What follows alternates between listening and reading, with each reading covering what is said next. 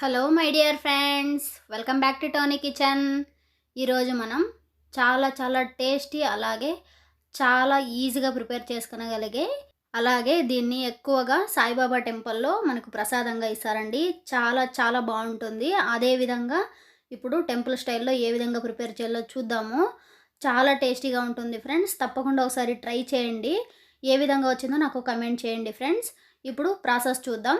దానికోసం నేను ఇక్కడ 2 కప్పుల దాకా శనగపిండి తీసుకుంటున్నానండి. ఇది జల్లించి ఉండలు లేకోకుండా తీసుకోవాలి. కొద్దిగా వాటర్ యాడ్ చేసుకుంటూ మనకు దోసల పిండి కన్నా కొద్దిగా జారుడుగా ఉండేటట్టుగా కలుపుకోవాలి. చూడండి, ఎక్కడ ఉండలు అనేది లేకోకుండా ఇలాగా స్మూత్గా కలుపుకోవాలండి.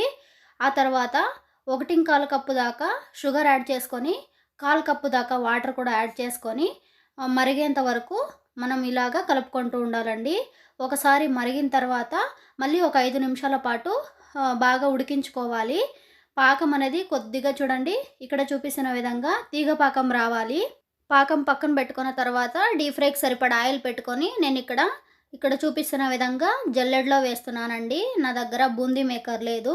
మీ దగ్గర అవైలబుల్ లేకున్నా పర్లేదండి. ఇంట్లో ఇలాంటి జాలెడి గిన్నెతో మీరు వేసుకోవచ్చు.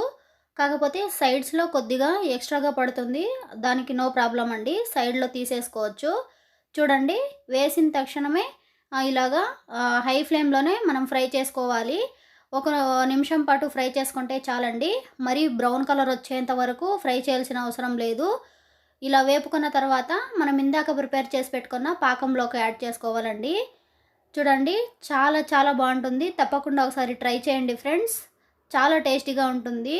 మీకు ఎప్పుడు స్వీట్ తినాలన్నా స్టోర్ చేసుకొని కూడా తినొచ్చు, అంత అద్భుతంగా ఉంటుంది. చూడండి, ఇలాగ పాకంలో మొత్తం అంతా వేసిన తర్వాత ఇలాగా ఒకసారి అంతా కలిసేటట్టుగా ఒక 2 నిమిషాల పాటు బాగా కలుపుతూ ఉంటే మనకు డ్రై అయిపోతుందండి.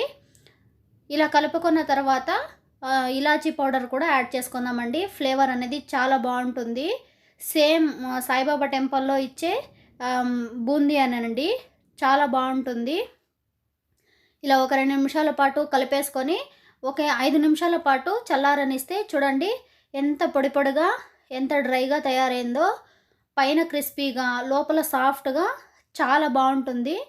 అందరూ ఈజీగా ప్రిపేర్ చేసుకోవచ్చండి. ఫైనల్గా కిస్మిస్ అలాగే క్యాష్యూని వేసుకొని మనం సర్వ్ అవుట్ చేసుకోవచ్చండి. మీరే చూస్తున్నారు కదా ఎంత పొడిగా తయారైందో. టేస్ట్ కూడా చాలా బాగుంది ఫ్రెండ్స్. తప్పకుండా ఒకసారి ట్రై చేయండి. ఎలా వచ్చిందో నాకు కమెంట్ చేయండి ఫ్రెండ్స్. ఈ వీడియో కనుక మీకు నచ్చినట్లయితే ప్లీజ్ నా ఛానల్ని సబ్స్క్రైబ్ చేసుకొని లైక్ చేయండి, షేర్ చేయండి ఫ్రెండ్స్. Thank you.